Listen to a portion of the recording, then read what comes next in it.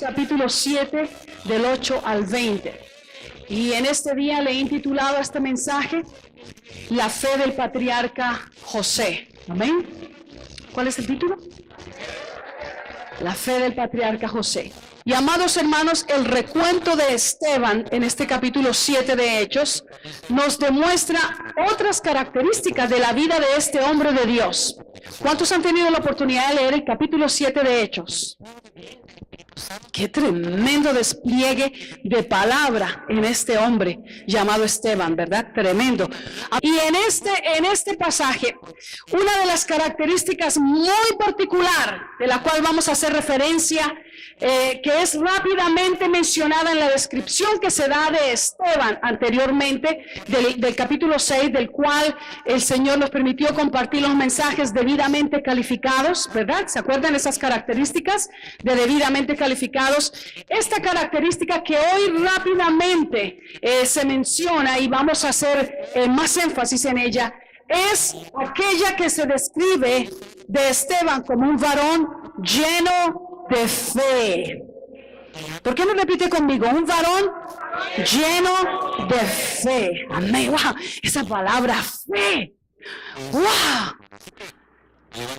Fe tan poderosa que Jesús dijo que tuvieras tan solo la medida de la semilla del grano de mostaza, que es la semilla de la tierra cuando se planta, la más pequeña en cuanto a las semillas que se plantan, pero que crece para ser tan grande.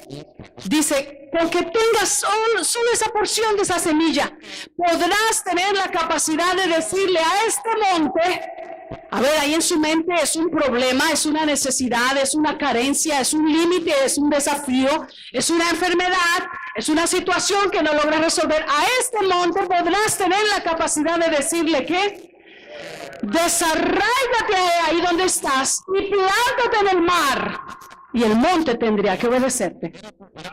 ¿No le parece que es poderoso? La fe. Y en este capítulo vemos esa característica maravillosa de Esteban como un varón lleno de fe. Mis amados hermanos, es más que claro que un creyente que está lleno de fe es por ende un creyente en quien abunda la palabra de Dios en su corazón. Y le abunda tanto, que le fluye por sus labios en cualquier momento y bajo cualquier circunstancia. Eso es un varón lleno de fe. Amén. Es precisamente esto lo que sucede con Esteban y queda muy claramente establecido, plasmado ahí en el capítulo 7 de Hechos. La pastora asistente muy diestramente en días pasados expuso los primeros versículos de este capítulo con el mensaje que intituló La fe no es fe. A ver, más bien, recuérdenmelo ustedes. ¡Wow! ¡Qué bien! La fe no es fe hasta que es lo último que nos sostiene. Tremendo, ¿verdad? Y hoy continuaremos bajo esa misma línea, enfocándonos en la fe que demostró el patriarca José. Amén. Vamos a leer Hechos, capítulo 7, versículos 8 al 20. Y ustedes van a participar conmigo en la lectura, así que lo vamos a hacer antifonalmente. Versículo 8. Este es Esteban narrando y dice, y le dio el pacto de la circuncisión, se refiere a Abraham, y así Abraham engendró a Isaac y le circuncidó al 8º día, e Isaac a Jacob y Jacob a los 12 patriarcas.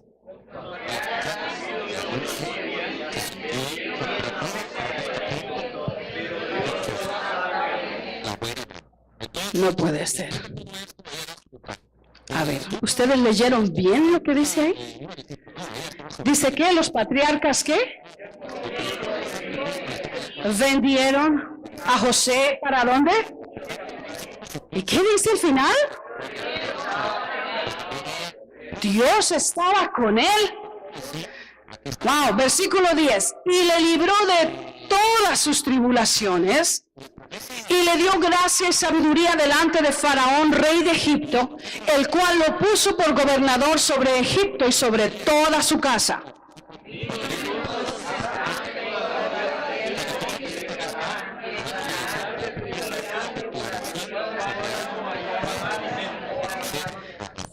Cuando oyó Jacob que había trigo en Egipto y de Canaán, ¿cuándo estamos? Cuando oyó Jacob que había trigo en Egipto, envió a nuestros padres la primera vez.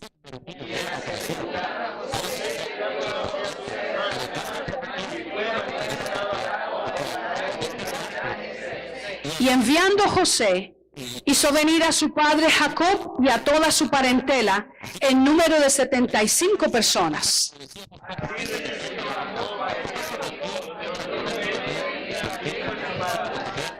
Los cuales fueron trasladados a Siquem y puestos en el sepulcro que a precio de dinero compró Abraham de los hijos de Amor en Siquem.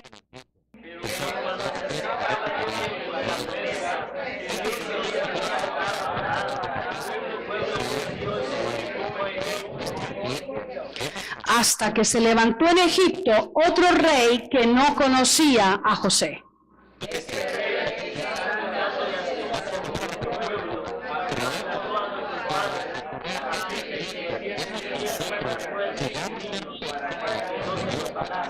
En aquel mismo tiempo nació Moisés y fue agradable a Dios. Vamos a dejar hasta ahí. Amén.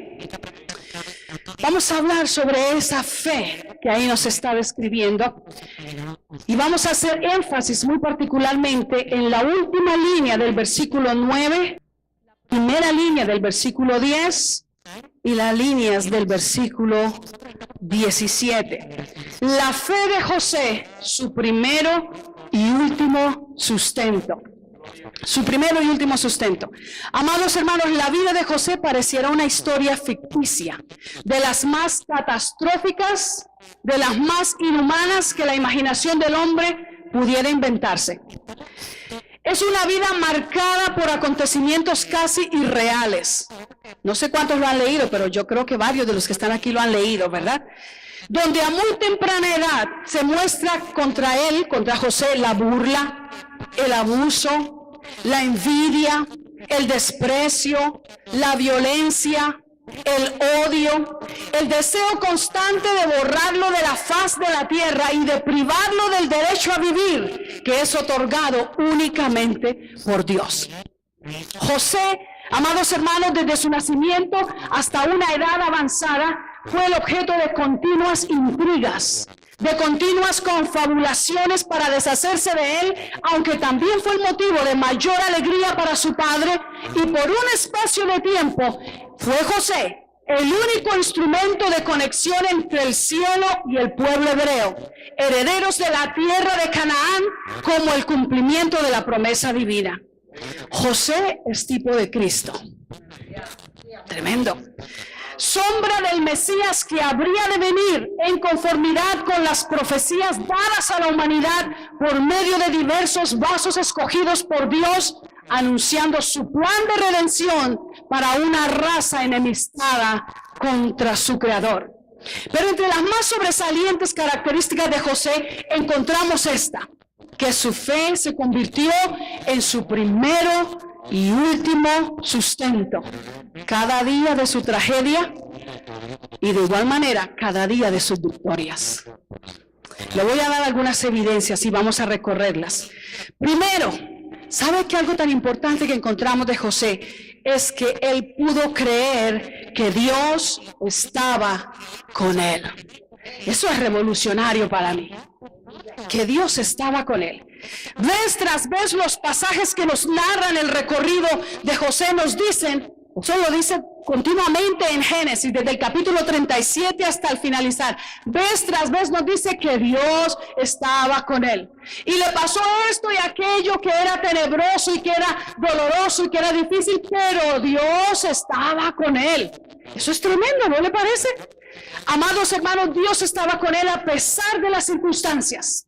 Y los versículos 9 y 10 del capítulo 7 de Hechos que hemos leído, ahora que están siendo narrados por Esteban miles de años después, nos reafirman que pese a la idea que nosotros tengamos de lo que fue su historia de tragedia y de aflicción, desde muy jovencito, Dios estaba con él.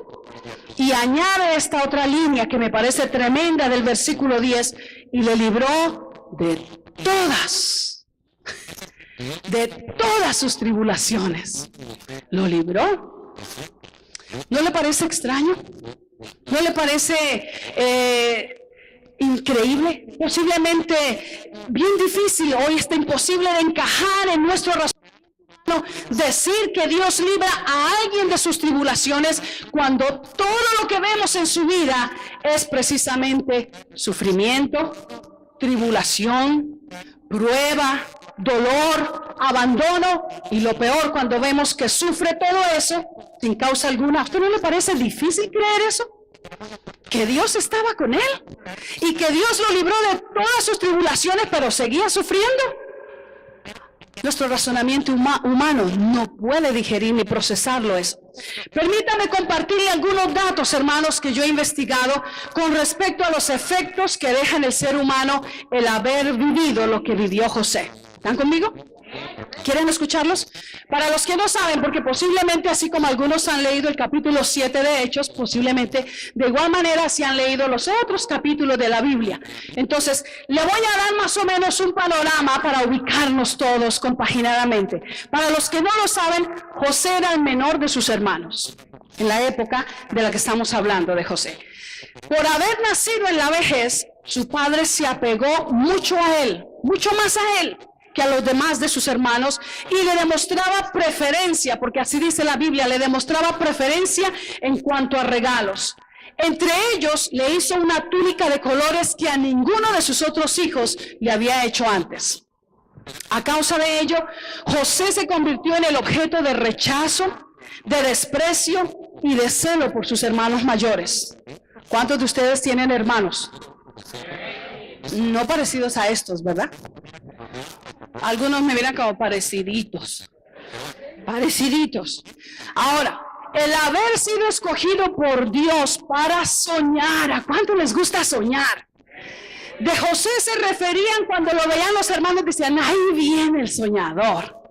Otra vez con sus maravillosas ideas. Otra vez con sus esplendorosos sueños. Ahí viene el soñador. ¿A cuánto les gusta soñar, de verdad? Sí, hay que soñar. Yo le he compartido a algunos, especialmente en reuniones de jóvenes, y yo les digo que el hombre más pobre sobre la tierra, yo creo eso, lo que aprendí hace muchos años, que el hombre más pobre sobre la tierra es aquel que ni siquiera tiene un sueño que perseguir. Así es, amén. Así es. Ahora, a él Dios le concedió ese algo especial para soñar. Y a través de esos sueños, José recibió proféticamente lo que sería su recorrido por el mundo. Solo esos sueños vinieron a incrementar el deseo de venganza y el deseo de muerte sobre él de parte de sus hermanos. Estamos más o menos rápidamente ubicándonos sobre José y su trasfondo, ¿verdad que sí? Estas razones terminaron llevando a sus hermanos a venderlo a unos ismaelitas, quienes lo vendieron nuevamente en la plaza de los esclavos en Egipto. ¡Qué hermanitos!, ¿verdad? Luego, José fue comprado por un oficial del gobierno de Faraón llamado Potifar. Él se lo llevó a vivir a su casa, y estando en su casa, la esposa de él, la esposa de Potifar, se apasionó por José y lo tentaba y lo perseguía día a día para que él fornicara con ella. Pero él lo rechazó. Él siempre escogió primero agradar a su Dios y temer a su Dios que complacer las circunstancias que lo estaban apremiando. ¿Y sabe qué? Se ganó un gran premio por eso. Lo condecoraron, que quedó registrado en la historia. Cuando él rehusó caer en esa vileza, José se ganó como recompensa que su amo lo lanzara a la cárcel. ¿Cuánto le da la gloria a Dios? ¿No? Pero Dios estaba con él. Lo vendieron, pero Dios, algunos todavía no lo creen. Lo rechazaron, pero Dios estaba con él. Lo metieron a la cárcel injustamente, pero Dios estaba con él. Y en la cárcel, hermano, hoy las cárceles de hoy son chéveres. Especialmente cuando agarran a algunos de los peces grandes, políticos o narcotraficantes. Las cárceles tienen aire acondicionado, Lo sacan todos los días al parque a hacer ejercicio. Algunos ahí es donde agarran cuerpo porque se dedican a la fisicocultura. Están comiendo súper chévere, gratis, porque no les toca trabajar. Pues nosotros los que pagamos impuestos les pagamos la comida. ¿Verdad? Así es. Pueden terminar sus carreras universitarias, tienen acceso al internet, pueden ver televisión, pueden practicar deportes. Esas cárceles de hoy son chéveres. Chéveres.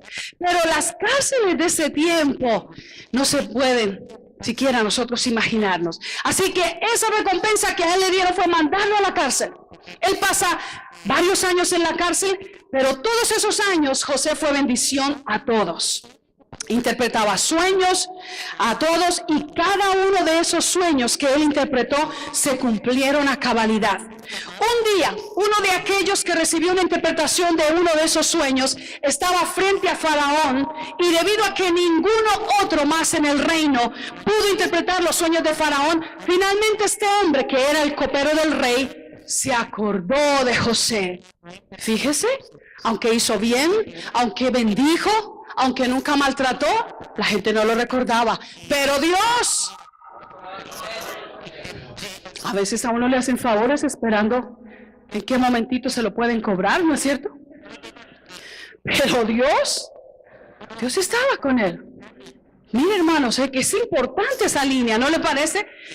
Finalmente traen a José delante de Faraón para que él interprete el sueño del rey y además de ello le sirve a Faraón como un asesor de gobierno, mostrando gran sabiduría, destreza para dirigir, habilidades de gobernante, muy capacitado y leal a su jefe, y termina siendo José nombrado por el rey como el segundo señor del imperio egipcio. ¡Wow! Ahora, vamos a retroceder un poquitito la cinta. ¿Fue vendido por quiénes? Por sus propios hermanos, por su propia sangre, por los de su propia casa.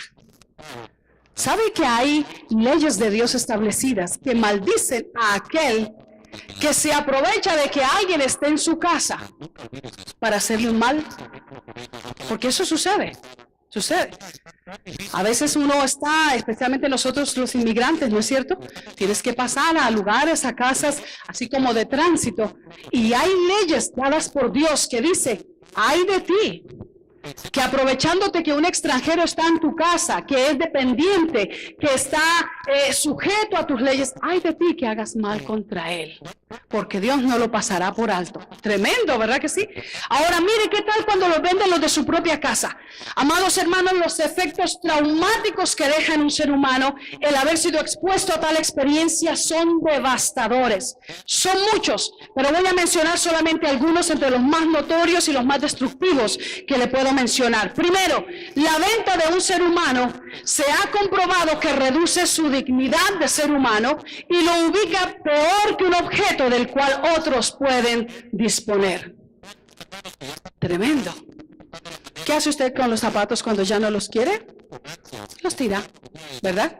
Cuando algo ya le prestó el servicio, lo tira. Algunos lo venden en los garajes, en los yard sales, ¿verdad? Son muy expertos en vender lo que no sirve, lo que ya no presta, ¿verdad? Un beneficio, pero se dispone de ese objeto como uno quiere. Y vender a un ser humano es literalmente quebrantar la estructura de su autoestima. Es quebrantarla. Es quebrantar su valor propio. Es quebrantar su respeto propio en esa persona. Eso está comprobado. Una segunda razón o un segundo efecto que queda traumático es que el objetivo del que lo vende o el que lo compra es romper, es quebrantar su espíritu. Diga conmigo, quebrantar su espíritu. Eso es tremendo, hermanos. Es desmenuzarlo para que no luche más y obtener una sumisión total. Por eso se utilizan diferentes estrategias como ponerlos a aguantar hambre, el maltrato físico, en muchos casos la violación, ¿verdad que sí? Yo creo que todos hemos leído de alguna manera de ello, el encierro, muchas de estas técnicas que se utilizan ¿para qué? Para quebrantar el espíritu del hombre, de la persona que está siendo vendida. Yo le doy gracias a Dios que en el capítulo 53 de Isaías nos presenta a un Cristo quebrantado. Quiere decir que Él sí bien conoce cuando tú y yo tenemos nuestro espíritu quebrantado. Tal vez nadie más lo entiende. Tal vez nadie más le parece muy interesante. Tal vez, no sé si les ha pasado, pero cuando uno está contando a veces una historia de dolor, de tragedia, hay otros que no esperan ni que uno termine cuando dicen, eso no es nada. Viera lo que me pasó a mí. Y uno se queda, wow, qué simpatía, ¿no? ¿No es cierto? Gracias por tu solidaridad. Gracias. Y uno está ahí sangrando, ¿verdad? No, bueno, tal vez solamente a mí me ha pasado, pero bueno, sucede, hermanos. Sucede, pero la Biblia nos presenta a un Jesús quebrantado.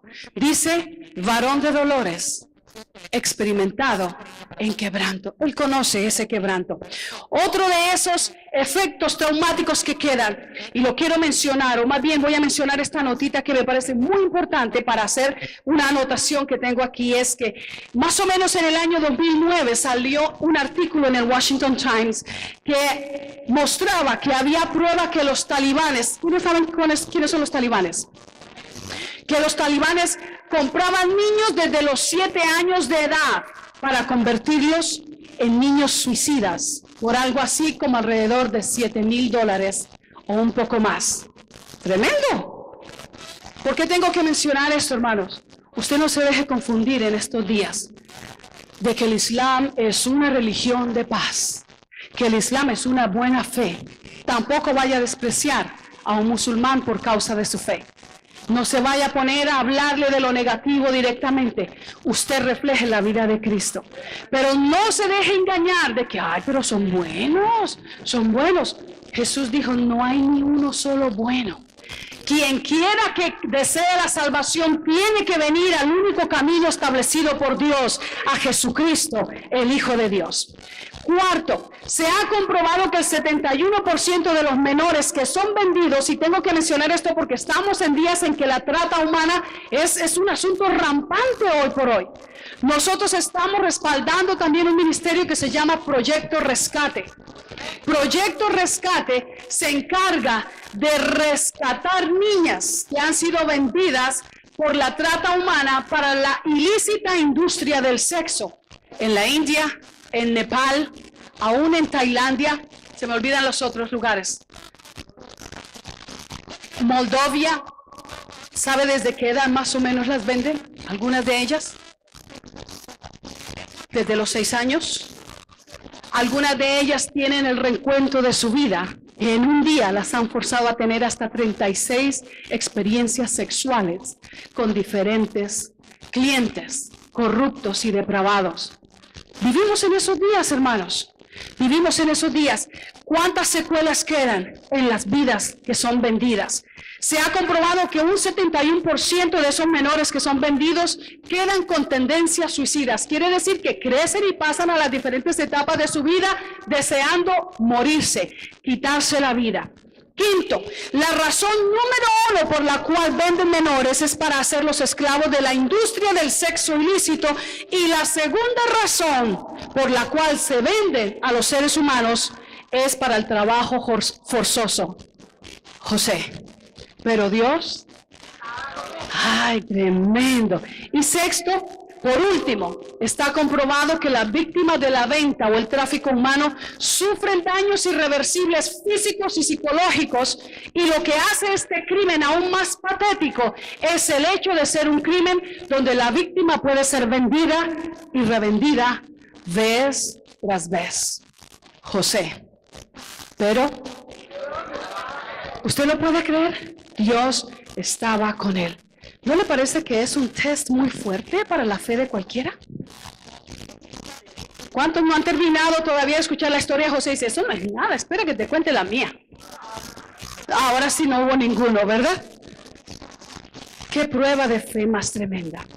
¿Podríamos nosotros, amada iglesia, creer que en medio de la escasez, en medio de la necesidad, en medio del abandono, en medio del dolor, en medio de la enfermedad, podríamos creer que en medio de la soledad o en medio de la injusticia, en medio de lo que todo a veces parece dictar solo sufrimiento, podríamos creer todavía que Dios está con nosotros? Eso es importante. Creer que Dios está con nosotros. que amaneció hoy un poco nublado y con mucho frío, pero Dios está con nosotros. Que amaneció haciendo lluvia, cayendo nieve, pero Dios está con nosotros. Que amaneció y abrimos la refrigeradora para ver si había un desayuno antes de venir y tal vez no quedaba leche, no quedaba café, tal vez no quedaban huevos, el último se lo comió el más comilón de la casa la noche anterior, no quedaba mantequilla, no quedaban ni siquiera guardados de las fiestas anteriores, no quedaba nada. Podemos creer que Dios está con nosotros. Mire, hermano, nada de eso todavía se compara a la prueba de fe que tuvo José, el patriarca. Como si fuera poco, no solo creer que Él está con nosotros, pero reflejarlo de tal manera como lo hizo José, al punto tal que todos los que fueron jefes de Él, todos los que le tuvieron en casa o en algún lugar de empleo forzoso, todos declararon que ciertamente sobre José estaba la mano de Dios, prosperando y bendiciendo todo cuanto él tocaba. Una cosa es decir yo mismo que Dios está conmigo, ¿verdad? Y otra muy diferente que sean otros los que digan eso de mí, particularmente cuando son enemigos o son extraños. Su fe, su primero y último sustento, su fe. ¿Cuánto cambiaría la vida de muchos creyentes si tan solo conocieran un mínimo porcentaje de lo que Esteban conocía de las Escrituras? ¿Tendríamos más varones, más mujeres, más jóvenes y más ancianos distinguidos por esta cualidad, llenos de fe? ¿Por qué la fe viene y la pisotea y la arranca a veces el enemigo? Porque no hay palabra que alimente esa fe. Se nos olvida muy rápido lo que Dios dijo, lo que Dios nos prometió y lo que Dios ha hecho. Se nos olvida. Eso viene para alimentar nuestra fe. Segundo, José primero creyó y luego experimentó el rescate de Dios. Dios, pero es que hasta cuando tú me respondas yo te creo. Dios, cuando tú me contestes, cuando tú hagas el milagro, cuando tú me envíes la respuesta, la provisión, yo te voy a creer porque te voy a creer. No, pues ahí ¿quién no va a creer? Todos vamos a creer. Pero con Dios las cosas son diferentes. Aquí, amados hermanos, yo quisiera mencionarles 5 cosas en la lista del testimonio de José que muestran que él primero creyó y luego experimentó el rescate del Señor. Porque, amigos y hermanos, la fórmula de Dios supera el razonamiento humano. Siempre Dios ha hecho esas pruebas de fe. Otra vez, más fe. Cuando le dijo a Josué, envía a los sacerdotes delante de ti, que vayan cargando el arca del pacto y que vayan sonando las trompetas, envíalos para que empiecen a cruzar el río Jordán, un río caudaloso, un río peligroso, un río que pudo arrasarlos a ellos con todo y lo que llevaban. Y ellos pudieron haber dicho, no, pero primero que seque las aguas. Primero que nos hagan un campito, un trechito que sea, yo me lo salto, al fin y al cabo no será la primera vez que me salto un río. Pero Dios dijo, no, cuando la planta de sus pies toquen el agua, entonces las aguas se van a empezar a abrir. Es una prueba de fe, de fe. Nosotros, ¿cómo le decimos a Dios? Contéstame para qué, para creerte. Respóndeme para creerte. Bautízame para creer que de verdad bautizas. No. Sáname para creer que de verdad sanas. No. Predicamos a un Dios que sana, aunque a mí Él escoja no sanarme todavía. Porque así dice la palabra. Hablamos de un Jesús que salva, que sana, que restaura y que viene otra vez, aunque muchas circunstancias quieran hacer nuestro razonamiento titubear y nos quieran decir no, eso va a ser así. Yo lo creo porque creo lo que dice en su palabra y creo lo que Dios ha dicho y yo creo que así será. Y mire, amados hermanos, José creyó primero para experimentar el rescate de Dios. La mayoría de nosotros pensamos y a veces hasta le exigimos a Dios que actúe conforme a nuestra mentalidad, conforme a nuestras expectativas, conforme a nuestra agenda, conforme a nuestros paradigmas mentales de cómo se deben hacer las cosas y hasta nos atrevemos a demandar que Dios lo haga en nuestro tiempo, bajo nuestro reloj. Pero mis amados, el salmista bien lo dijo, no a nosotros no a nosotros, oh Dios, sino a tu nombre sea la gloria. Nuestro Dios está en los cielos y todo cuanto quiso ha hecho. Eso es tremendo. Amén. Todo cuanto quiso ha hecho. Creer primero para luego recibir la respuesta y el auxilio de Dios implica que en todo tiempo y en toda circunstancia optamos por creerle a Él y darle a Él la alabanza y la gloria, aunque las cosas no se pinten positivas para nosotros. Así es, hermanos, y estamos en esos días. En estos días, hermanos, de escasez, de premura financiera, de aprietos en diferentes aspectos. El Señor me ha llevado mucho a orar por el pueblo, que el pueblo conozca al Dios de la Biblia en esta época. Porque, hermanos, conocer a Dios cuando todo nos va bien, cuando todo nos sale re bien, ahorita que vienen los cheques de los impuestos, uy, eso se desata un avivamiento sobre la iglesia del Señor, cuando comienzan a recibir los cheques del reembolso de los impuestos. Pero conocerlo en los tiempos de escasez, en los tiempos de muchos limitantes, qué maravilloso es saber y declarar que Él es nuestra provisión. Ahora quiero decirle esas 5 cositas que le quería mencionar. ¿Qué pruebas encontramos de esa actitud de José que solo pudo ser sustentada por su fe en Dios? Primero, José se mantuvo siendo útil, servicial, dispuesto a bendecir a otros a pesar de sus circunstancias. Esto es algo muy importante para nosotros los creyentes. Servir a Dios, disponernos para ser útiles en su obra y donde Él nos quiera usar. Porque es bonito servir cuando yo escojo dónde yo quiero servir, ¿verdad? Pero cuando hay necesidad y Dios quiere usarnos para suplir esa necesidad, aunque no sea mi mejor campo, aunque no sea lo que a mí me gusta hacer, qué bueno es todavía disponernos para que Dios nos use. Y sabe que José se mantuvo siendo útil, siendo servicial, dispuesto a bendecir a otros a pesar de sus circunstancias. Es triste a veces cuando por una situación difícil que se nos cruza en el camino, algunos tiran la toalla y abandonan el servicio al Señor. Es triste aún más cuando se les olvida. Ay, yo no me acordaba que tenía que ministrar eso. Yo no me acordaba que tenía... Pero mire, José, las circunstancias que lo rodeaban eran difíciles. Bien difíciles, y él se mantuvo siendo útil. Esto a mí me dice que él creía en algo que posiblemente solamente lo describe muy bien el escritor de los Hebreos, que dice de Moisés que él caminaba como viendo el invisible. Hay algo que me atrae, hay algo que me empuja, hay algo que me motiva, hay algo que me lanza. Yo lo creo, aunque nadie lo vea, tal vez ni yo, pero yo creo lo que Dios ha dicho que él va a hacer.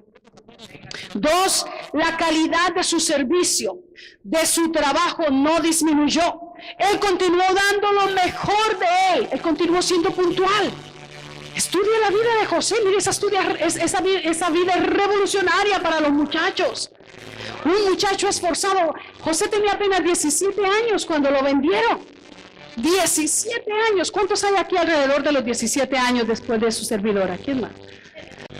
¿Tan joven? Vendido por su propia sangre, traicionado por los de su casa, de esa manera tan vil. Él pudo haber dicho, no, pues ahora cada vez que me toque hacer algo lo voy a hacer de mala gana, ¿no es cierto? Pudo haber pensado como algunos que han agarrado hoy en día en diferentes comercios, especialmente en restaurantes, y les han filmado unos videos de YouTube y los han puesto ahí en el internet para mostrar cómo algunos trabajadores en pizzerías y en otros restaurantes hacen maldades para desquitarse contra aquellos clientes que vienen y los tratan mal. Y están haciendo una pizza y escupen y se sacan los mocos y todo eso. Sí, ¿le parece asqueroso? Sí. Así hay algunos. José pudo haber dicho, tengo muchas razones para hacer bien malo, dar un servicio bien feo a ellos. Pero ¿sabe lo que hizo José? La calidad de su servicio, la calidad de su trabajo no disminuyó. Él continuó dando lo mejor. Eso a mí me dice que él creía primero a Dios, aunque las circunstancias eran otras. Tercero, su rendimiento, su productividad tampoco menguó. Se mantuvo dando al máximo. Su calidad y su productividad fueron lo máximo. Estudie la vida de José para ello. Cuarto, él se preparó para cuando volviera a ver a su familia, lo cual demuestra que él aguardaba ese día, no para vengarse, sino para dar lo mejor de sí aún a aquellos que le hicieron tanto daño. Él creía, algún día pasó el primer año y Dios estaba con él. El segundo año y Dios estaba con él. Pasaron 5 años. 7 años, 15, todavía más, pastora, poco más de 20 años. Y él seguía aguardando que él volvería a ver a su familia para bendecirlos. Tremendo, ¿verdad? Quiere decir que él algo creía mucho más que lo que a él le habían hecho. Y finalmente, la quinta cosa que quería mencionar es que cuando Faraón supo de la familia de José, Faraón los recibió con honor, y eso señala que José los había perdonado hacía mucho tiempo. Pudiendo él cerrar las puertas para ellos por su mal, él las dejó abiertas en Egipto para que ellos fueran bendecidos. Faraón nunca se enteró del mal que ellos le habían hecho a su segundo señor del reino. Eso es tremendo. ¿No le muestra un corazón maravilloso? José, tipo de Cristo. La fe, mis amados, no es un concepto abstracto sencillamente. La fe, no, es una virtud, es una actitud, es una determinación que nos transforma, porque nos lleva a convencernos de algo que aún no hemos visto, pero lo recibimos. Hebreos dice que lo declaramos, que lo confesamos y hasta lo saludamos. La fe es algo que cambia nuestra forma de vivir, de tal manera que comenzamos a girar en torno a eso que nosotros creemos. La fe del patriarca José. El otro punto, amados hermanos, en el cual haremos un énfasis hoy, se encuentra en los versículos 17 y 18 del mismo capítulo. Se lo voy a leer nuevamente. Pero cuando se acercaba el tiempo de la promesa que Dios había jurado, ¿a quién? A Abraham. El pueblo creció y se multiplicó en Egipto, hasta que se levantó en Egipto otro rey que no conocía a José.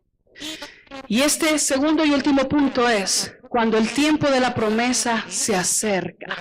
Mire lo que dice que pasa cuando el tiempo de la promesa de Dios se acerca. Lo dice de manera muy clara y sencilla el primer mártir de la iglesia cristiana, el hermano Esteban.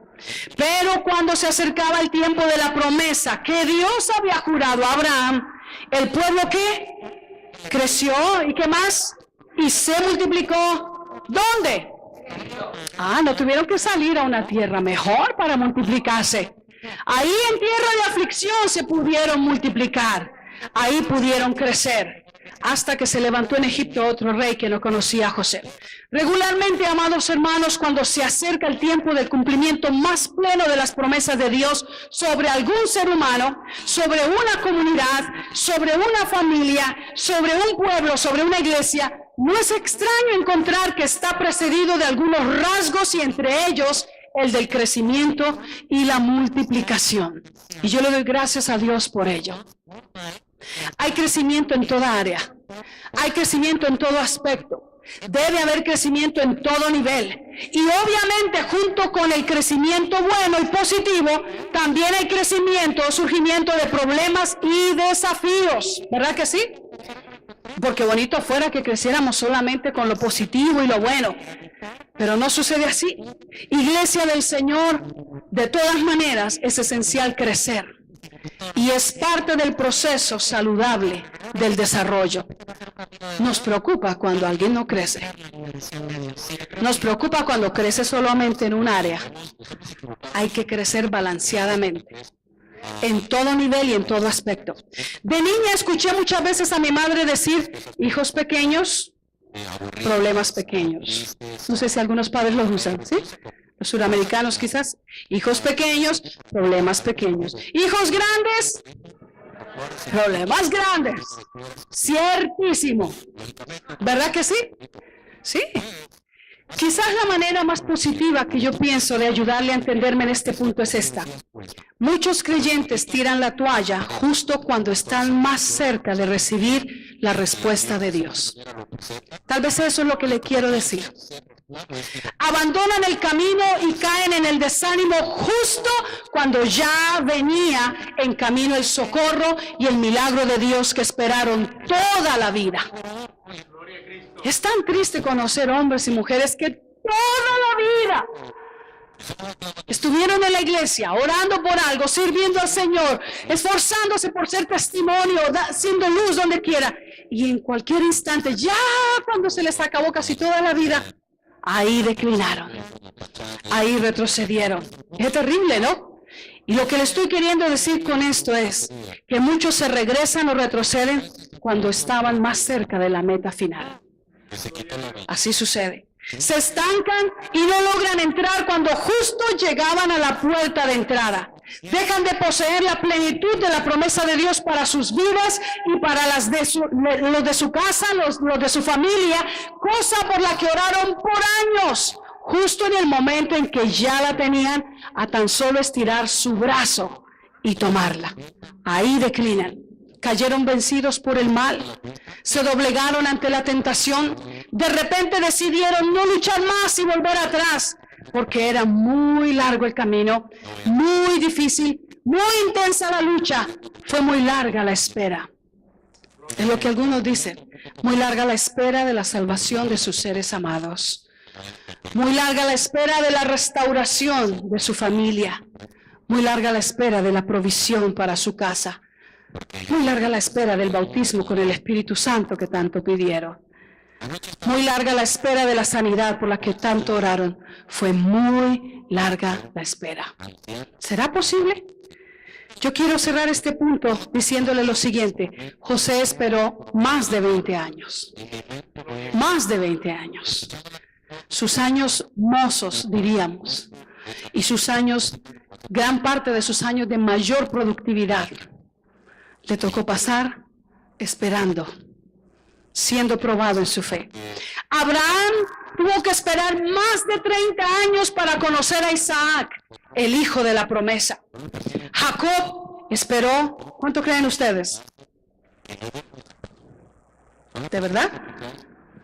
Toda su vida, prácticamente, de joven y de adulto, alrededor de 100 años o más, para ver el cumplimiento. Los discípulos que esperaron en la barca con Jesús esperaron las 4 vigilias de la noche. Y todos los que hemos esperado en Dios damos testimonio de que cuando la noche es más oscura es porque ya está a punto de amanecer. Eso no se nos puede olvidar. Amén. Cuando la noche es más oscura es porque ya está a punto de amanecer. Ya casi raya el alba de esa gloriosa mañana, en que amanecerá y traerá con ella la respuesta divina como la luz de la aurora sobre un nuevo día. En tanto que llega, debemos crecer y crecer. ¿Qué debemos hacer? Crecer y crecer. Yo quiero terminar diciéndole esto. Cada paso que damos, cada día que perseveramos, cada desafío que conquistamos, cada problema que superamos, cada cosa que resistimos y cada decisión que tomamos de no dejarnos mover del camino, ni de la iglesia, ni de nuestra convicción en la palabra, cada uno de ellos es una medida más grande de crecimiento. Muy cierto lo que enseñaba Nuri en la escuela dominical. Amén. Es importante y esencial crecer. No hubieras soportado llegar hasta aquí si no hubieras crecido lo suficiente como para llegar hasta aquí. Recuérdalo. No hubieras podido llegar hasta aquí si no hubieras crecido lo suficiente como para llegar hasta aquí. Por eso, iglesia, debemos crecer. Y puede ser que crecer tanto que nos volvemos un fastidio, una amenaza, un motivo de envidia y de celo para quienes no conocen a Dios ni a su pueblo, como le pasó al nuevo faraón que no conocía a José. Pero ese fue precisamente el paso que antecedió para que ellos como pueblo emprendieran su viaje a tomar posesión de la plenitud de las promesas de Dios sobre ellos, su viaje a la tierra prometida. Tal viaje, tal recorrido, tal travesía en esta tierra para nosotros, amados hermanos, es únicamente posible por fe. Dígalo conmigo, por fe. Y tal camino es únicamente válido por fe, como lo fue para todos los que nos han antecedido, como lo fue para José. Quiero cerrar con esta promesa, es la bendición mosaica que declara el caudillo Moisés y menciona a las tribus, lo que nosotros nos referimos como los patriarcas. Nosotros sabemos que José tuvo dos hijos, el uno llamado Efraín y el otro llamado Manasés. Manasés, que quiere decir, Dios me hizo olvidar todo el dolor de la casa de mi padre. Qué nombre tan precioso, ¿no? ¿No? Hace unos meses el Señor me dijo, hay que tener Manasés. Sí, yo sé que Él me lo dijo. Y quiere decir que si hay un dolor tan fuerte que te quedó de la experiencia de la casa de tu padre, hay que dar a luz un hijo espiritual o un proyecto de Dios que nos haga olvidar todo ese dolor, todo ese pasado. Tal vez algunos me miran como, ¿de qué planeta vienes? Un día quizás me entiendan. Pero el otro hijo de José se llamó Efraín, que quiere decir, Dios me hizo fructificar en la tierra de mi aflicción. Tremendo. Y mire lo que Moisés, antes de morir, declara sobre ellos. Este Moisés diciendo esta bendición, usted la puede leer en Deuteronomio 33. Yo le voy a leer solamente 4 versículos, del 13 al 17. A José dijo, el Señor bendiga tu tierra con el rocío precioso del cielo y con las aguas que brotan de la tierra, con las mejores cosechas del año y los mejores frutos del mes, con lo más selecto de las montañas de siempre y la fertilidad de las colinas eternas, con lo mejor de lo que llena la tierra y el favor del que mora en la zarza ardiente, repose sobre todo esto, sobre la cabeza de José, sobre la corona del elegido entre sus hermanos. José es majestuoso como primogénito de toro, poderoso como un búfalo. Con sus cuernos atacará a las naciones hasta arrinconarlas en los confines del mundo. Tales son los millares de Manasés, las decenas de millares de Efraín. ¡Qué bendición más poderosa la que declara este caudillo sobre José y sobre su descendencia! Amados hermanos, yo sé que hace unas semanas pedí que me proyectaran esta alabanza y yo quisiera en este día nuevamente hacerlo, pero antes de hacerlo yo quiero orar con ustedes y vamos a abrir este altar porque posiblemente algunos están siendo probados en su fe, posiblemente la escasez, la enfermedad, el orar y pedir y no encontrar respuesta. Y posiblemente algunos están tambaleándose en su fe. Posiblemente algunos comienzan a cuestionar, comienzan a abrirle paso al desánimo, comienzan a inquietarse. Y hay veces que no hay quietud, que no hay ese reposo en la presencia del Señor. Y queremos que Dios nos hable y que Dios nos ministre, pero siempre nos encuentra tan ocupados, tan absorbidos por las cosas de este mundo, por los afanes de este mundo, que no podemos atenderlo. Yo creo definitivamente que algo grande viene para nosotros. El Señor me lo ha dicho, el Señor nos lo ha prometido y yo lo anhelo, yo lo espero, yo lo recibo y muchas veces cuando vengo aquí a orar salgo por los pasillos alrededor y yo saludo eso grande que viene de parte de Dios para mi vida. Amén. Lo recibo, lo saludo. Hermanos, que nada ni nadie te robe de alcanzar, de poseer eso. Algo grande viene. Disponte, posiciónate, créele más a Él. No solamente creas en Dios, créele a Dios lo que Él ha dicho, porque ciertamente su palabra es fiel.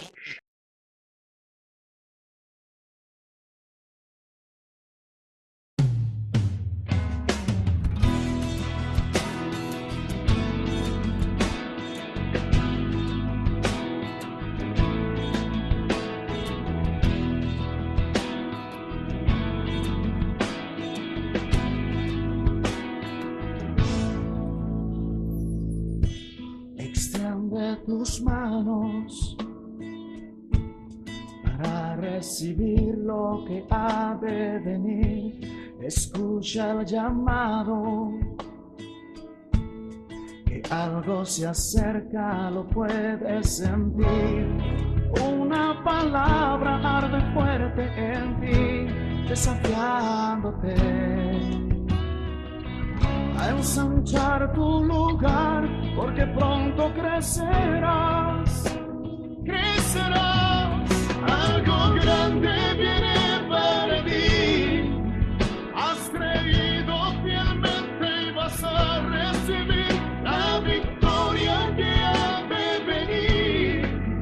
Nada te impedirá levantarte y volar más allá y tomar el lugar donde Dios te pondrá, y verás que es realidad. Si Dios prometió, Él lo hará. Algo grande vendrá.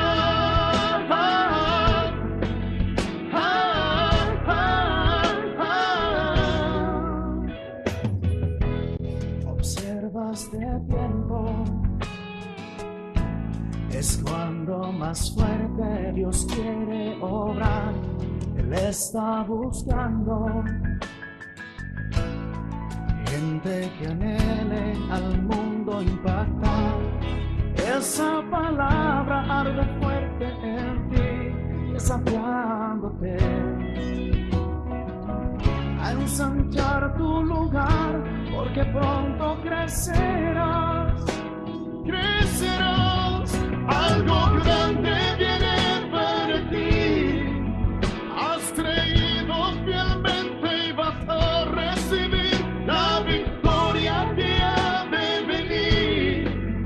Nada te impedirá levantarte y volar más allá y tomar el lugar donde Dios te pondrá, y verás que es realidad. Si Dios prometió, Él lo hará. Algo grande vendrá.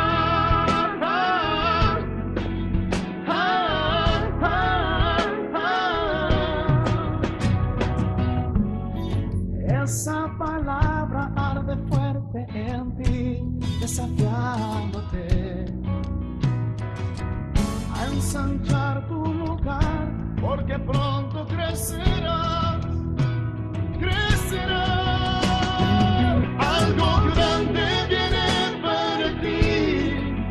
Has creído fielmente y vas a recibir la victoria que ha de venir.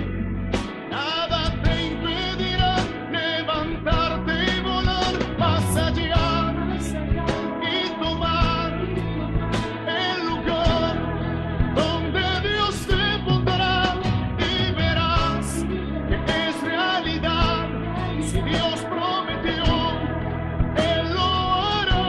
Algo grande vendrá.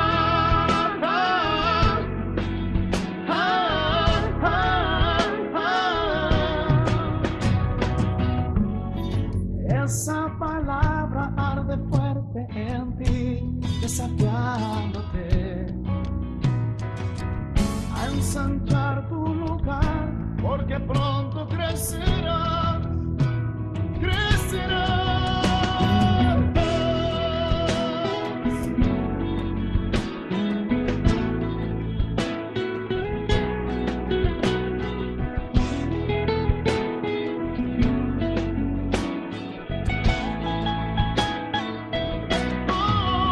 Algo grande viene para ti.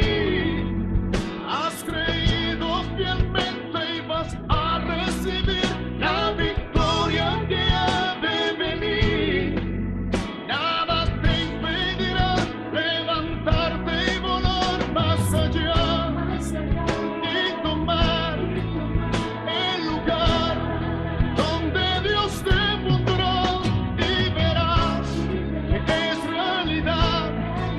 nos prometió, Él lo hará, algo grande vendrá.